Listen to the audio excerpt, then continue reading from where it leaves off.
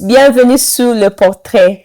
Le Portrait est un podcast où les immigrés de la communauté africaine viennent partager leur expérience et leur parcours.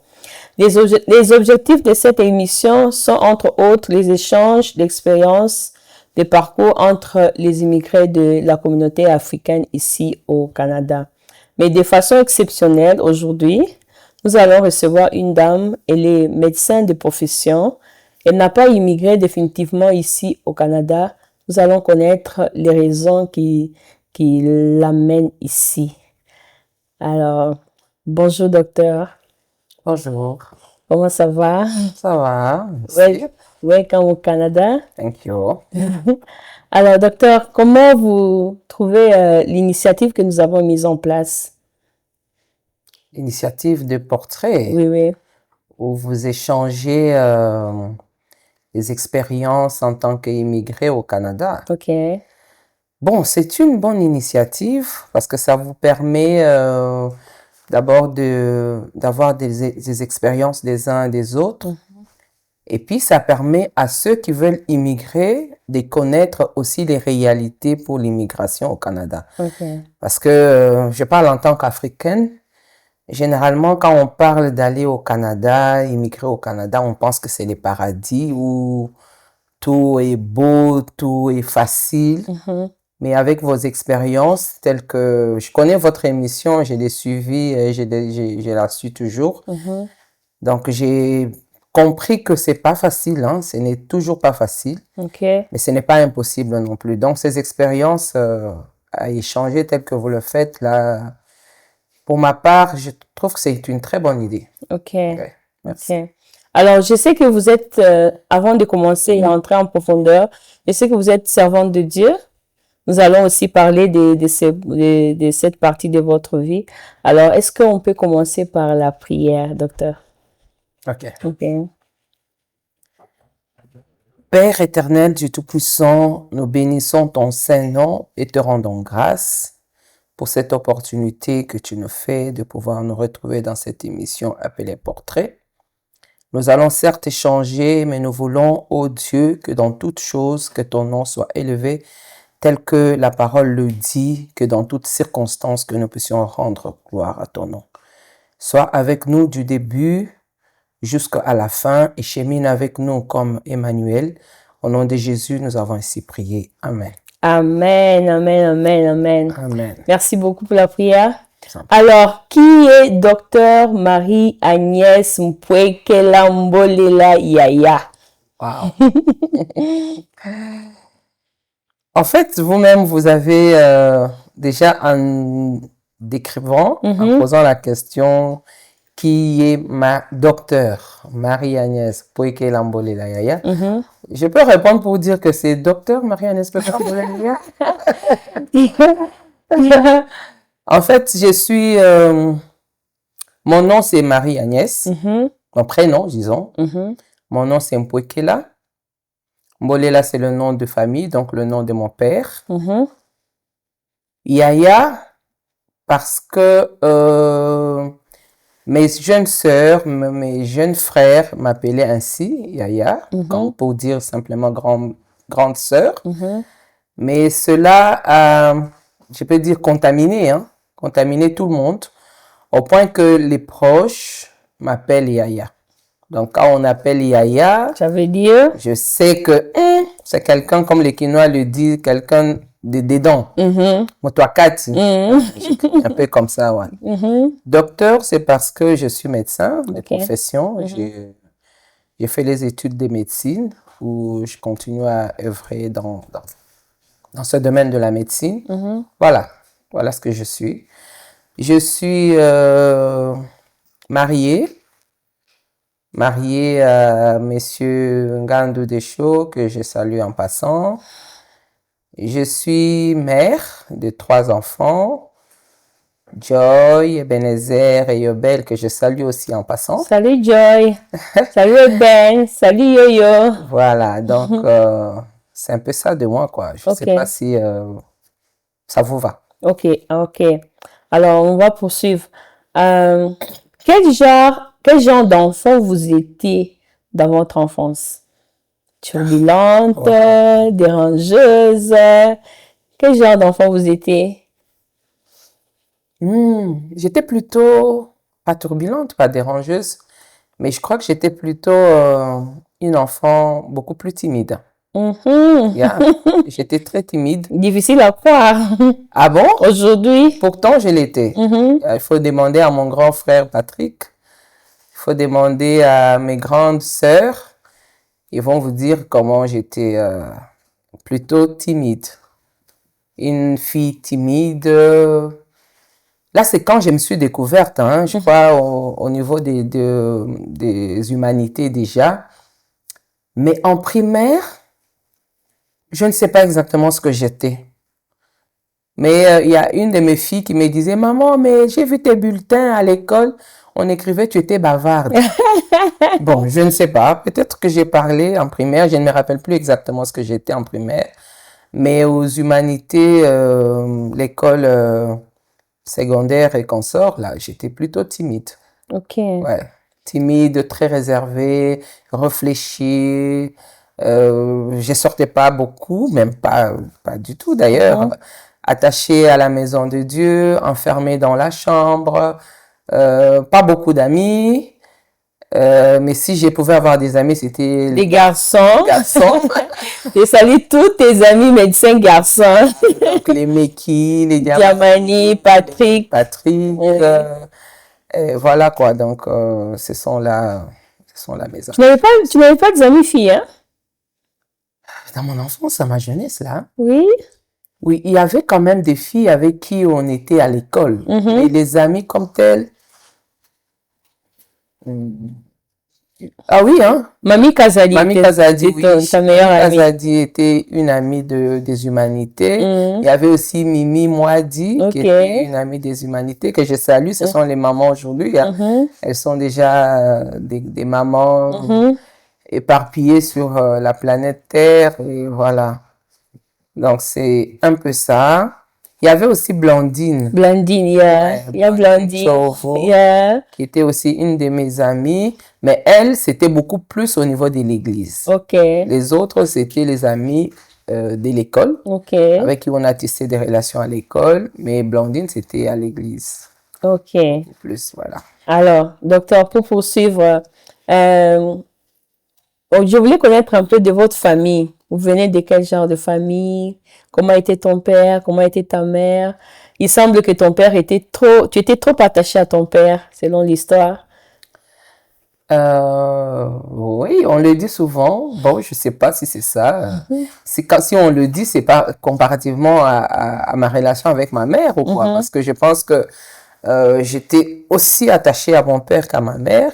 Mais sinon, si je peux parler de mon père, c'est que de ma famille, comme vous l'avez demandé, ma famille, c'était une famille chrétienne. Mon père, c'était un pasteur, tu connais très bien. Mon père, c'était un pasteur qui nous a quittés. Ça va faire, si on arrive le 24 octobre, ça fera 11 ans depuis qu'il est parti, parce qu'il est mort le 24 octobre 2014. Il se repose en paix. Alors, nous sommes une famille chrétienne, évoluée dans la maison de Dieu. Donc, je veux dire que nous avons carrément, on est les enfants de l'église, quoi. Parce que même quand je suis née dans notre parcelle, notre maison était dans l'enceinte de l'église. Dans le même enclos. Donc, c'était une famille plutôt chrétienne et notre vie, c'était la prière. On se réveille le matin, on commence par la dévotion matinale à 5 heures. Et puis, on rentre à la maison, on va à l'école. Quand on rentre, il y a le culte le soir. Certainement, s'il y a le culte le soir, on participe. Et puis, à la maison, le soir, avant de dormir, vous avez un culte avec papa. Donc, c'est un peu ça, le type de ma famille. Alors, mon père, ma relation avec mon père, c'était plutôt une relation un peu plus, je veux dire, une relation un peu plus transparente. Ouais, parce que mon père aimait écouter, mon père m'encourageait dans mes études, surtout parce que lui, il aimait beaucoup que je puisse étudier. Je me rappelle que quand J'ai étudié, si je reviens après la proclamation avec mon bulletin, il aimait vraiment me faire des éloges et il m'encourageait. J'étais tellement petite, il m'encourageait, il me disait des histoires du genre je vais t'acheter une autre tête. Je sais pas, je croyais à ça, en tout cas bizarre. Et puis il me promettait des voyages depuis mon enfance et tout. Et parfois, je faisais des jeûnes, des prières avant de commencer les examens, la session des examens. Et ça, c'était déjà à l'école primaire. Et c'était parmi les gens qui m'encourageaient. Et par contre, peut-être c'est ça qui faisait que j'étais plus attachée à mon père. Par contre, maman me disait, mais pourquoi tu vas faire les jeûnes? Tu es petite, tu es intelligente, pourquoi tu vas faire les jeûnes pour faire les examens? Alors que tu es intelligente. Mais par contre, papa, lui, il m'a encouragée. Mais il me disait, non, viens manger même un peu. Mange même un peu. Maintenant, dans l'enfance, là, les jeunes étaient du genre... il y avait un garçon avec qui on challengeait beaucoup, il s'appelait Mwamba. Alors, si je suis première, Mwamba est deuxième. OK. S'il est premier, moi, je suis deuxième. Et comme je ne voulais pas être deuxième, j'entrais en prière avec le nom de Mwamba. Oh. Seigneur Jésus, tu veux que je sois la première, que je dépasse Mwamba. Ah. Donc, c'était ce genre de prière-là que je faisais. Je pouvais aussi me réveiller la nuit, pendant la nuit, alors que tout le monde dormait pour venir étudier. Et quand ma mère me trouvait, mais pourquoi tu étudies assez, il faut aller dormir? Mais par contre, quand papa venait, il vient un peu doucement, il dit, mais écoute, je pense que est-ce que tu n'as pas encore suffisamment étudié? Peut-être qu'il faut dormir un peu pour reprendre ta force. Et le matin va bientôt arriver. Donc, ce sont des choses comme ça. Et puis, du genre, spirituellement, maintenant, c'est que mon père, c'était comme mon pasteur, en fait. Mon pasteur de mon enfance. Mon pasteur, c'est mon père. Parce que chaque fois, j'étais plutôt du type beaucoup rêver. J'ai rêvé beaucoup, au point que ma mère m'avait surnommé Joseph. Alors, quand je rêvais, je voulais pas garder ça. Tu partageais avec ton père? Je partageais avec papa, mais quand? La nuit. Oh. Dès que j'ai fini de rêver, je me lève, je vais directement toquer à la chambre de papa. Tu dérangeais trop tes parents? Vraiment. Vraiment, si je pouvais avoir cette conscience que j'ai aujourd'hui, je ne serais pas partie. J'ai toqué et puis papa ouvrait toujours. J'entre. Qu'est-ce qu'il y a? Non, papa, j'ai rêvé. Tu as rêvé de quoi? Je lui raconte pendant la nuit, je lui raconte. Et puis il me dit, agenouille-toi. Je m'agenouille, il prie pour moi. Et quand il finit de prier pour moi, il me met au lit, dans leur lit. Où j'ai dormi, le lit de papa était le meilleur lit. Le meilleur lit. C'était le docteur lit. Oui, donc je dormais jusqu'au matin et quand je me réveillais, je les trouvais déjà tous partis. Et moi, j'étais restée. Alors, ce sont ces choses-là qui m'attachaient un peu plus à papa. Par contre, maman disait, non, mais pourquoi tu viens tout le temps la nuit comme ça avec des songes? Pourquoi il faut attendre le matin? Moi, je comprenais pas. Et j'étais plutôt comme un peu révoltée contre mon père, ma mère plutôt, mais que j'apprécie ce que papa faisait, voilà. Donc un peu des trucs comme ça, voilà un peu. À l'époque, on n'encourageait pas souvent aux filles d'aller aux études, mais c'était quelque chose de très rare que notre père, ton père, notre père, nous encourageait à étudier. Comment il avait cette initiative-là, cette façon de faire les choses-là? Moi, j'ai l'impression que papa n'avait pas eu l'occasion d'étudier. Je crois qu'il n'avait pas eu l'occasion, disons, de faire de grandes études. Bien qu'il le voulait, mais il n'a pas eu l'occasion parce que son père est mort alors qu'il était tout petit. Mais il avait cette volonté-là d'étudier, n'ayant pas eu d'enfants et de parents plutôt pour l'aider à étudier. Il avait eu comme cette ambition-là de voir ses enfants étudier. Et donc, je crois que c'est à ce titre-là qu'il m'encourageait, comme il voyait aussi que j'étais attachée aux études. Tu étais intelligente aussi. À étudier.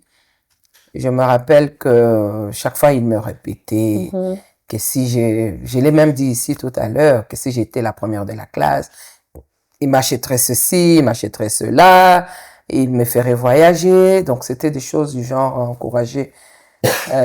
Voilà, donc je crois qu'à l'époque, papa n'était pas du genre à décourager les filles. Donc, il n'y avait pas de discrimination chez moi, dans le sens où on encourageait les filles les garçons pour étudier et pas pour les filles. Non, c'était plutôt la même chose. Hein. Je crois que il m'avait encouragé, personnellement, en tout cas. Des fois, il te manque. Pas des fois, il me manque toujours. Père, Il me manque toujours. Toujours. OK. Bon, je veux pas que tu pleures ici. On parle d'autre chose. OK. Que son âme repose en paix. Alors, on va parler des études. Vous avez fait quelles études? Quelles études? Yeah. Le cursus? Yes. J'ai fait l'école primaire comme tous les enfants. J'ai fait l'école secondaire où j'ai pris la section... À l'époque, on parlait de la section scientifique. Et puis, dans la section scientifique, il y avait deux options. L'option maths physique ou mathématiques. Et l'option biologie-chimie. Et moi, j'avais fait l'option plutôt mathématiques physique. Et puis, j'ai décroché mon diplôme d'État. Je suis allée à l'université pour faire, d'ailleurs, là, rapport avec l'université. Je suis allée à l'université, j'ai fait la médecine humaine, où j'ai décroché le diplôme de docteur en médecine, chirurgie et accouchement. Et puis après, j'ai commencé à travailler. Plus tard, pendant que je faisais ma médecine, j'avais l'ambition ou la volonté de faire la gynéco. J'aimais bien faire la gynéco. Mais quand j'ai fini la médecine, j'ai pas eu facilement l'opportunité de travailler dans un grand hôpital pour m'aider à approfondir mes rêves. Mais plutôt, j'ai eu l'opportunité de travailler dans une ONG. En fait, j'ai combiné, en fait. Les études et le travail. Non. J'ai combiné les hôpitaux, comme tous les médecins congolais qui se respectent. Je faisais autant d'hôpitaux, en fait. J'ai circulé dans les hôpitaux, plusieurs hôpitaux, où je faisais les stages. Les stages de perfectionnement, tu le fais ici, tu le fais là-bas. Parce qu'en fait, quand tu finis en médecine, généralement, on s'engage sur le terrain de la chirurgie. Il faut faire un peu de chirurgie, il faut pour avoir la main et tout.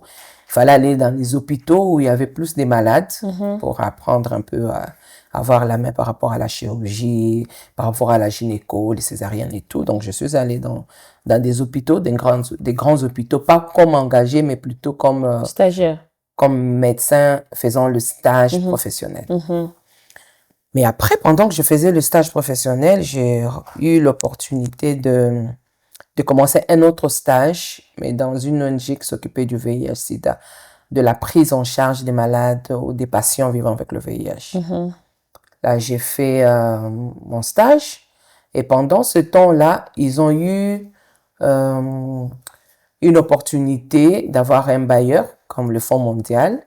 Et c'était parmi les premières organisations qui étaient subventionnées par le Fonds mondial. Donc, c'était un Congolais. Donc, c'était à Mokongo. À Mokongo, justement. Donc, c'est une ONG Avenir meilleur pour les orphelins. Donc, Dr Henri, je vous salue en passant. En fait, c'est au travers de ses mains que je suis passée pour le stage, et comme ils ont eu l'appui du Fonds mondial, ils devaient engager les gens. Parmi les gens, il m'a appelé à côté, il m'a dit, je vous ai vu travailler, en tout cas, très intéressant. Est-ce que ça vous dit de pouvoir travailler avec nous comme cette fois-ci comme engagé? J'ai dit, OK, comme je n'avais pas encore de travail. Ailleurs, là, dans les différents hôpitaux, j'ai combiné, mais c'était pas le travail, je n'étais pas engagé, je faisais les stages professionnels. Donc, c'est comme ça que j'ai commencé à travailler là-bas j'ai traîné, hein. J'ai travaillé là pendant pratiquement 8 ans. Mais entre-temps, comme j'avais toujours l'envie de faire la clinique, de façon générale, la gynéco et tout, j'ai trouvé aussi une affectation dans un hôpital de l'État où je suis allée, où j'ai commencé à travailler. Donc, j'ai combiné à Mokongo et l'hôpital, la clinique, parce que je tenais toujours à faire ma clinique et tout. Donc, j'étais comme, par la force des choses, je me suis retrouvée en train de faire la prise en charge des patients vivant avec le VIH, alors que c'était pas ça mon rêve d'enfance, non. Donc, c'est un peu ça. Ton rêve était quoi? Je voulais faire la La gynéco-obstétrique. gynécologie. Ouais, je voulais faire la spécialisation en gynéco-obstétrique. Mhm. Alors, comme maintenant, je me retrouvais dans des projets, Mhm. gestion des projets et tout, je me suis dit, bon, il faut que je fasse alors la santé publique. Ok, c'est comme ça que... C'est comme ça que je me suis retrouvée en train de faire le 3e cycle en santé publique. Dans quelle université? La santé publique à Kinshasa est liée à l'université de Kinshasa. Ok. Ouais. Mais il y a vous avez fait une étude à l'Université de Paris, quelque chose comme ça? Oui, c'était toujours la santé publique. Je suis partie, j'ai commencé à en faire, en fait. S'il faut commencer par là. Mhm. J'ai d'abord fait un diplôme interuniversitaire de la prise en charge des patients vivant avec le VIH, DU, comme on le dit, Mhm. au Burkina Faso. Oh, Ouais, je suis allée là, j'ai fait mon diplôme. Et puis après, comme je voulais faire mieux, mhm. comme je voulais faire un master en santé publique, je suis partie à Paris, Paris Sud, où je faisais les cours de santé publique.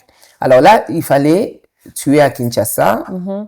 tu étudies en ligne, mais tu dois partir, chaque fois qu'il y a des examens à faire, tu pars Sur à place. Paris pour faire passer ces examens. Ah, c'est pourquoi à un moment, tu faisais trop de va-et-vient. Ouais, Ok. c'est ça, c'est ce que je faisais. Mhm. Mais après, pendant le cursus, j'apprends que à l'école de santé, on avait ouvert une option soir.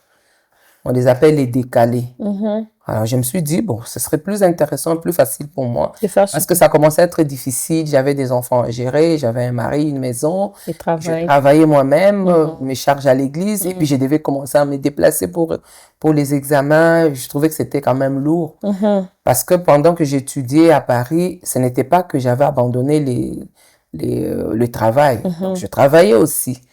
Donc, j'ai trouvé que ça devenait lourd pour moi. Et donc, finalement, quand on a ouvert, on m'a informé qu'il y a une opportunité de faire les décalés à l'école de santé. Je suis allée me faire inscrire. Ok. Et donc, j'ai fait la santé publique en décalé.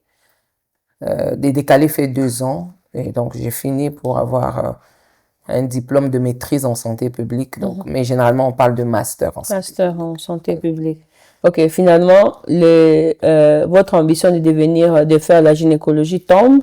Et maintenant, c'est santé publique, c'est par amour ou bien par ambition ou bien c'est quoi? L'opportunité, c'est quoi? Mais c'est justement ce que j'ai dit tout à l'heure. Ça veut dire que je me suis retrouvée en train de faire la prise en charge des patients vivant avec le VIH dans un projet de lutte contre le VIH sans que je l'ai voulu en fait. Mais en étant dedans, Les circonstances. en étant dedans, j'ai apprécié, j'ai aimé, j'ai commencé à évoluer dans la chose jusqu'à faire l'école de santé. Mais je pense que même en santé publique, je suis quand même liée à la mère, à l'enfant. Ok. Parce que là, maintenant, je travaille au PNLS, au Programme national de lutte contre le VIH-Sida, mais dans la division de la prévention de la transmission du VIH de la mère à l'enfant, la PTME. Donc, il y a quand même un peu de mère et de l'enfant là-dedans. Et puis, je suis quand même attirée par les choses genre planification familiale, les choses du genre enfant, gestion ou la prise en charge des enfants vivant avec le VIH. Donc, je suis quand même, j'ai quand même ça en moi, quoi. Ok. C'est resté, ouais. Ok. Alors, d'abord, avant de parler de votre travail, comment vous devenez médecin? Parce que je sais qu'à l'époque, les parents choisissaient pour nous les options. Toi, tu vas faire ça, toi, tu vas faire ça. Comment tu deviens médecin? Par obligation ou bien par choix? Ça aussi, c'est un fait.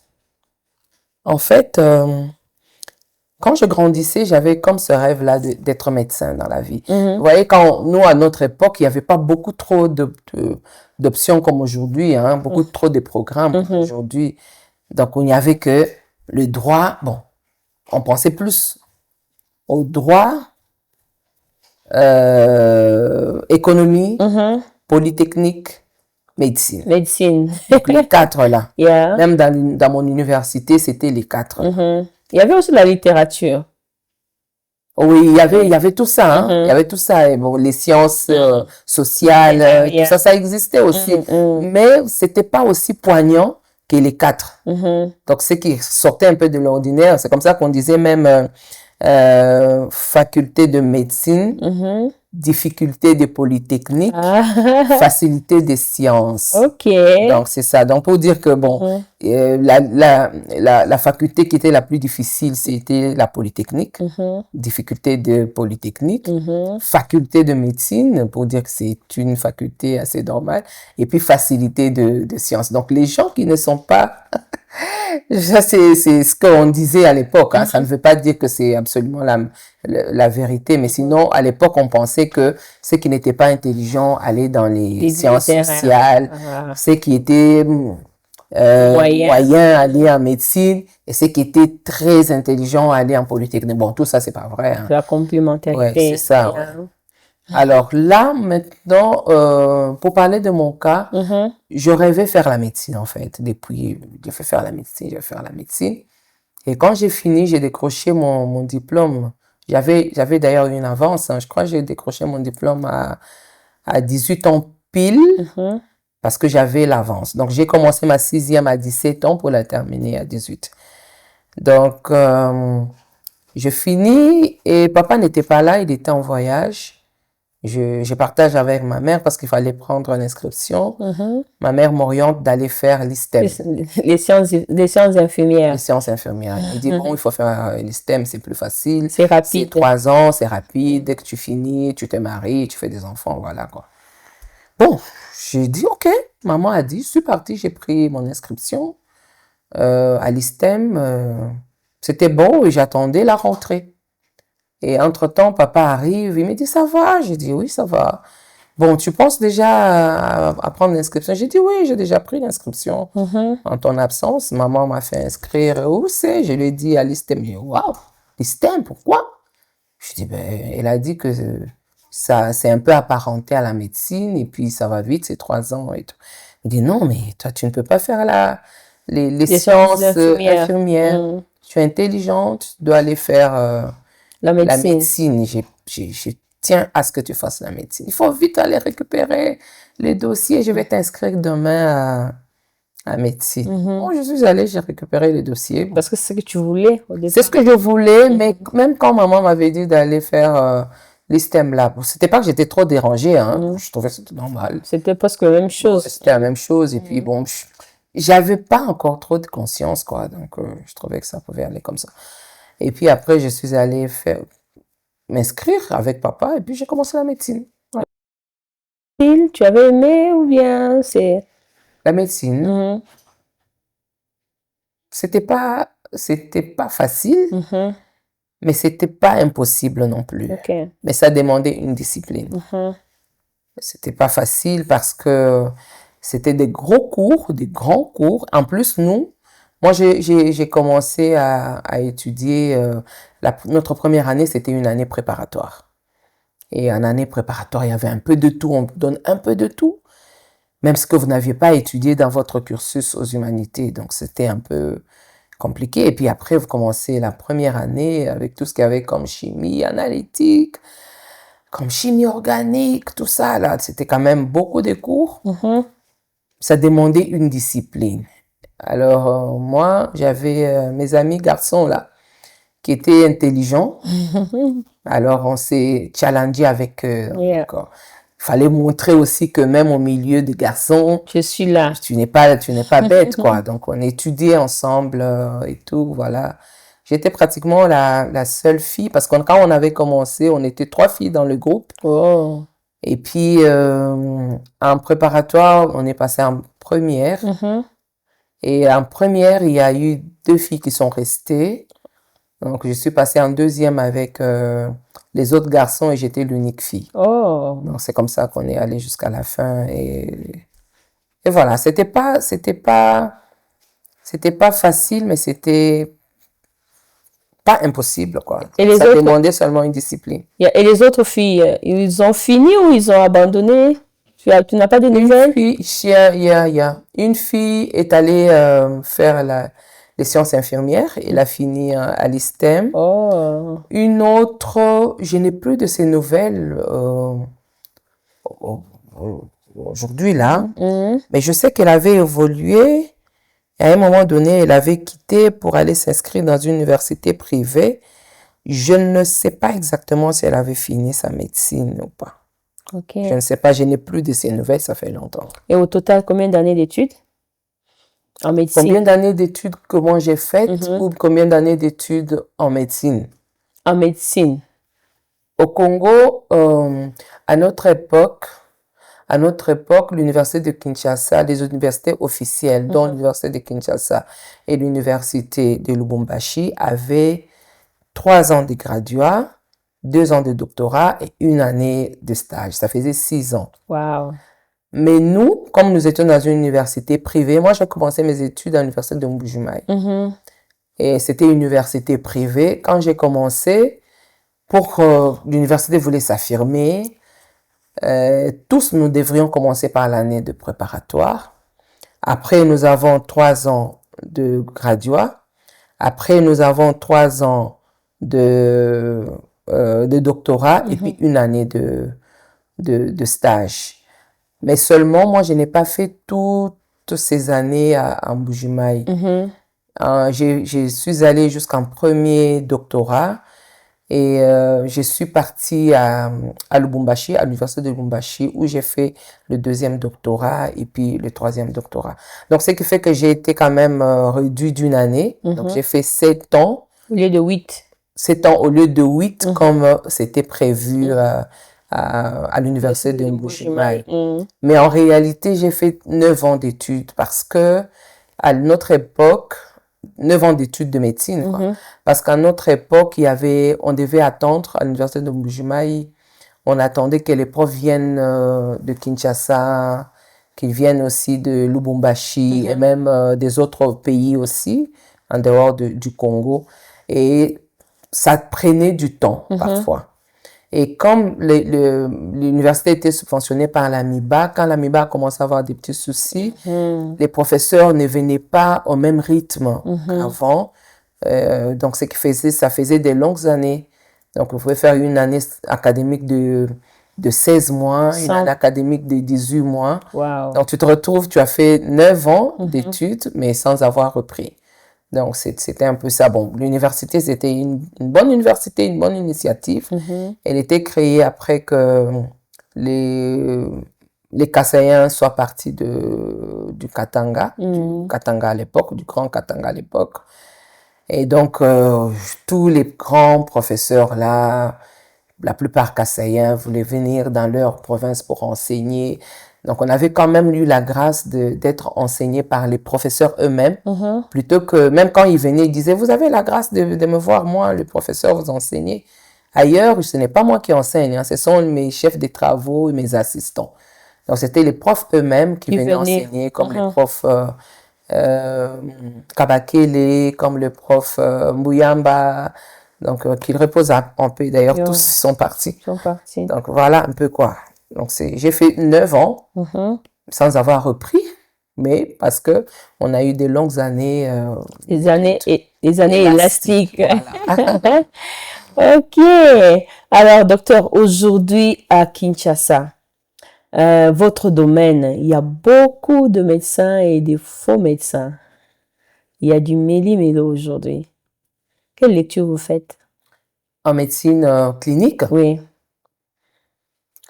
Oui, il faut avouer que le niveau d'instruction, le niveau d'éducation a quand même beaucoup chuté au Congo.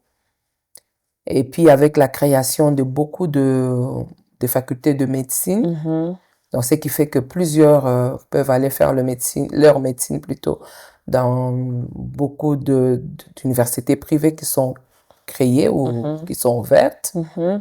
Et donc la qualité a quand même baissé. Parce que moi, je me rappelle que nous, quand nous étions à l'université de Mbujimayi, d'abord, les examens, on les faisait à l'anonymat. Tu finis ta session, tu peux voyager. Et je faisais ça souvent. Quand je finis, je vais à Kinshasa, donc je vais me reposer, attendant le jour de la L'examen. délibération. Mais aujourd'hui, c'est pas C'était comme stressant, hein, la Ah, délibération hier. Aujourd'hui, là, on parle de suivi. On n'a pas connu ça. Hmm. Suivi de quoi? On parle de suivi, on parle de cours d'encadrement, on parle des syllabus, Des TP des TP payants. payants. Vous voyez, donc c'est ça qui fait que ça dilue un peu la qualité, le niveau de l'enseignement.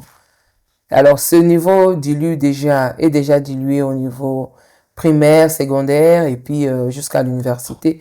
Tu peux voir un enfant qui finit Médecine. 6 ans, d'abord c'est 6 ans des humanités, mais quand tu échanges avec, tu sens que son niveau C'est très bas. est vraiment très bas. Même parler français, s'exprimer en français, ça pose problème.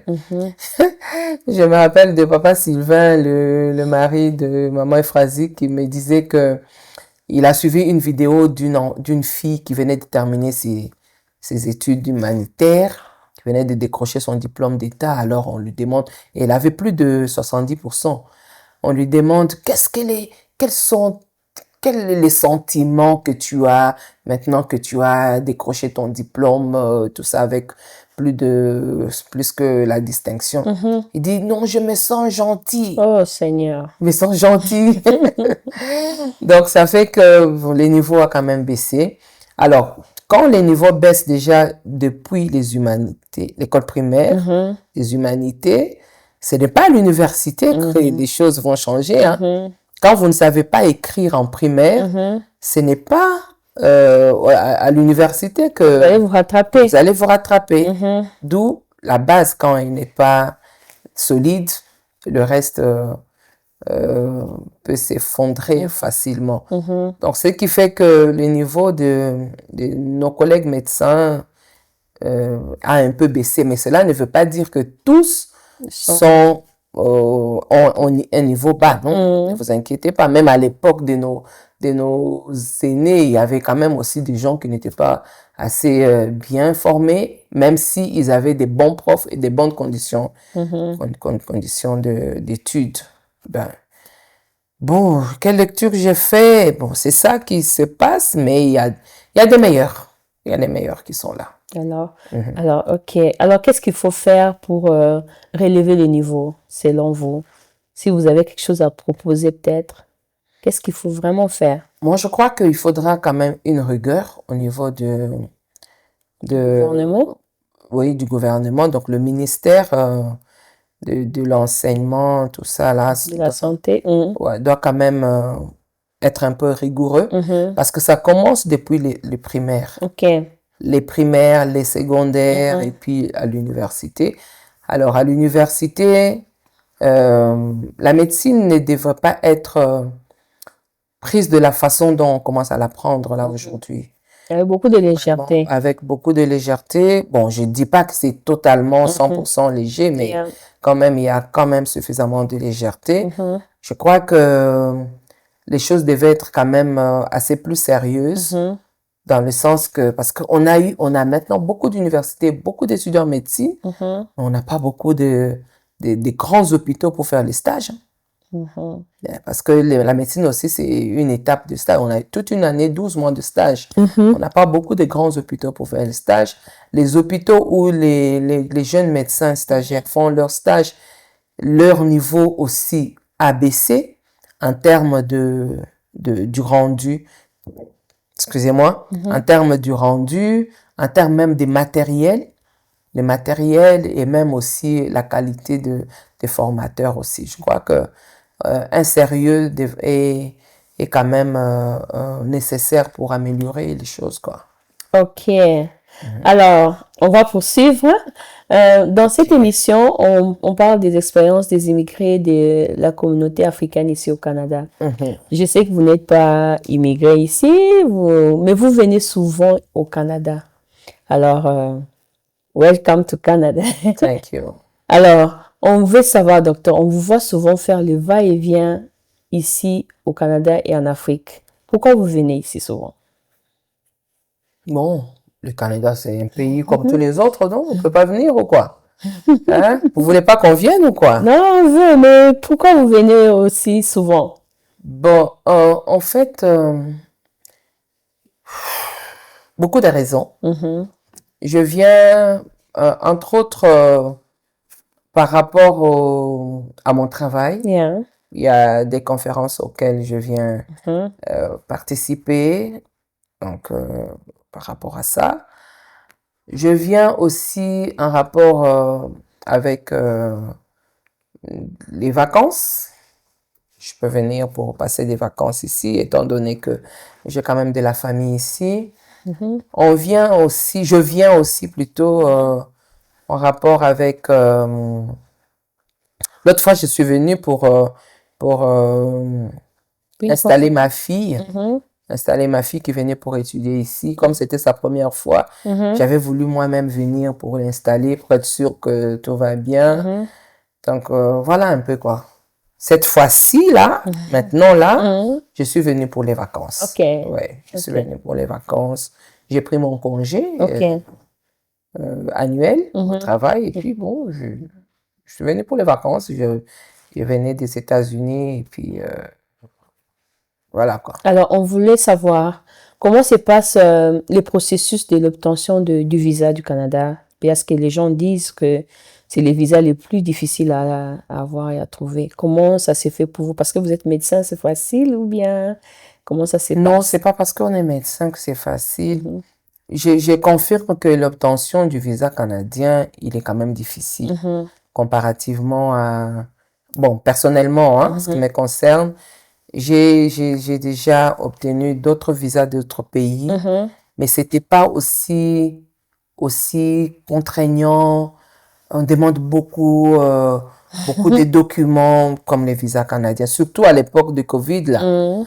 On vous demande d'abord, vous devez être vacciné, vous devez... Mais c'est ce qu'on demande à tout le monde. Non, mais c'était... Bon, au Canada, c'était un peu différent avec beaucoup d'empressement, beaucoup de contraintes, des trucs comme ça.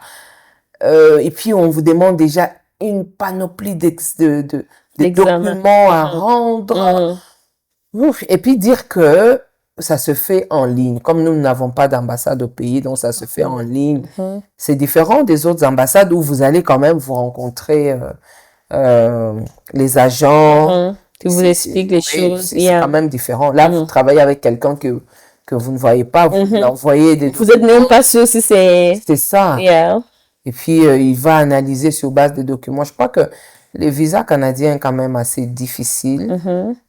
pour l'obtenir comparativement aux autres visas des autres pays. OK. Même les États-Unis, je crois qu'il est quand même assez facile que... Les États-Unis? Oui, je pense que le Alors visa... que nous sommes voisins. Oui, malheureusement en tout cas. Mhm. Parce qu'aux États-Unis, on va vous demander peut-être deux, trois choses. C'est pas beaucoup de trucs. Surtout les formulaires là, canadiens là. Waouh! Oh, c'est trop de détails, hein. C'est trop de détails. Yeah. Mais personnellement, moi, j'ai jamais eu de problème. Mhm. J'ai jamais eu de problème. Je ne sais pas. Je ne pense pas que c'est parce que je suis médecin. Mhm. Je ne sais pas. Mais sinon, j'ai jamais eu de problème. Toutes les fois que j'ai demandé les visas, on me l'a donné. Et puis, la toute première fois d'ailleurs, la toute première fois que j'ai demandé le visa canadien, on m'a donné un visa en ayant 2 semaines. Seulement? Oui, donc ça n'a Wow. pas traîné. Au bout des 2 semaines, j'avais déjà ma réponse de OK. visa. Je n'ai jamais obtenu un refus. OK. Donc, jusque-là, je C'est pense peut-être par rapport à votre historique de voyage. Ils tiennent oui, compte aussi de ça c'est aussi. possible, hein, Mhm. c'est possible. Mhm. Bon, c'est possible. Yeah. Alors, si tu avais un conseil à donner à quelqu'un qui voulait peut-être voyager, venir au Canada, selon le processus que vous avez fait, quel conseil vous pouvez lui donner? Qu'est-ce qu'ils exigent? Moi, je pense que il faut d'abord voir les objectifs pour lesquels vous devez immigrer au Canada. Mhm. C'est quoi les objectifs? Vous venez parce que simplement c'est le Canada ou bien vous venez parce que vous avez des objectifs que vous poursuivez? Mhm. Parce que j'ai vu au Congo, parfois on arrive même à vendre sa parcelle parce qu'il faut partir à l'étranger, hein. Vous vendez les parcelles, vous vendez ceci, et puis après vous demandez les visas, on ne vous le donne pas. Vous ne savez pas récupérer et puis ça devient compliqué. Il faut avoir un objectif défini. Le Canada, c'est sur la terre, c'est pas au ciel. Mhm. C'est sur la terre, donc Le seul endroit qui est différent, c'est le ciel. Amen. Et si c'est pour venir au Canada, il faut avoir des objectifs. Tu vas y faire quoi? OK. Parce que la bénédiction, tu peux la trouver partout où Dieu veut que tu sois. Si Dieu te veut béni au Congo, c'est là ta terre de bénédiction, ta terre de promesses. Tu n'as pas besoin de venir au Canada. Mais si vous sentez, par rapport à vos objectifs, que vous devez venir au Canada, tant mieux. Parce que, en tout cas, s'il faut comparer le Canada et le Congo, déjà quand vous entrez au Canada et quand vous entrez au Congo, ce sont deux choses différentes. Moi, personnellement, chaque fois quand je rentre au pays, venant d'un autre pays étranger, j'ai toujours mal au cœur. Pour ton pays. Pour mon pays, quand je compare ce que représentent des façons globales, environnementales et tout, et je compare à l'environnement de mon pays, ça fait mal au cœur, mais je suis au pays. En tout cas, du moins pour le moment, je suis au pays. Donc, le conseil que je peux donner à ceux qui veulent immigrer, très bien, bravo, c'est une très bonne chose, mais ayez des objectifs pour lesquels vous immigrez. N'immigrez pas comme tout le monde, parce que tout le monde est parti, mais immigrez avec des objectifs. Okay. Pour les jeunes qui viennent, c'est mieux de venir dans tous les pays étrangers ici, il faut étudier. Vous venez dans un pays étranger, étudiez, acclimatez-vous, mais dans les études. Parce que si vous avez les diplômes du pays où vous partez, vous pouvez facilement vous épanouir et travailler. Que venir comme un refoulé, un réfugié, je ne sais pas comment vous appelez. Il faut avoir la résidence permanente. Voilà, donc tout ça. Mais pour avoir la résidence permanente facilement, il faut avoir étudié, avoir un diplôme, avoir un travail. C'est plus facile, quoi.